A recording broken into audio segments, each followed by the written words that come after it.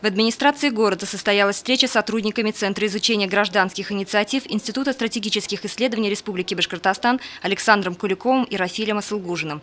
Темой собрания стало обсуждение реализации нового республиканского проекта «Башкирские дворики», основанного на гражданских инициативах. Данную программу на территории региона планируется запустить уже с будущего года. Программа по благоустройству дворовых территорий, основанная на местной инициативе «Башкирские дворики», отличается от ППМИ в том, что она направлена на городские округа и на нужды жителей городов. Безусловно, есть большинство дворов, в которые жители хотят либо положить асфальт, либо поставить детскую спортивную площадку, либо заменить освещение.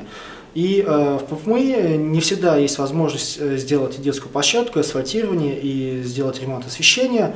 Программа «Башкирские дворики» помогает и позволяет сделать эти все работы одновременно. Поэтому мы считаем, что данная программа будет пользоваться спросом в городских округах нашей республики. Объем финансирования на 2018 год для реализации проекта составляет 11 миллионов 700 тысяч рублей из бюджета Республики Башкортостан, предоставляемых на реализацию проекта по благоустройству дворовых территорий.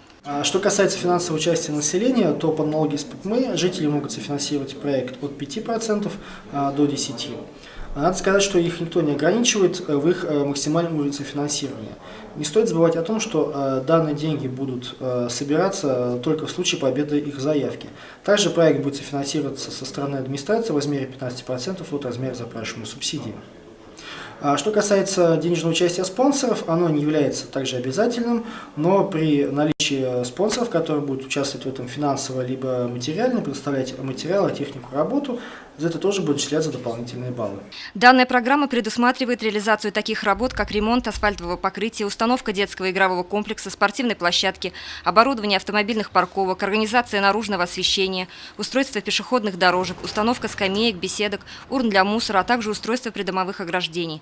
Для участия в данной программе жителям необходимо подать заявку в администрацию города и соблюсти основные критерии отбора проектов по благоустройству дворовых территорий. Ирина Редбуркина, Радмир Сингулов, Любовь Карпова, телекомпания СТВ.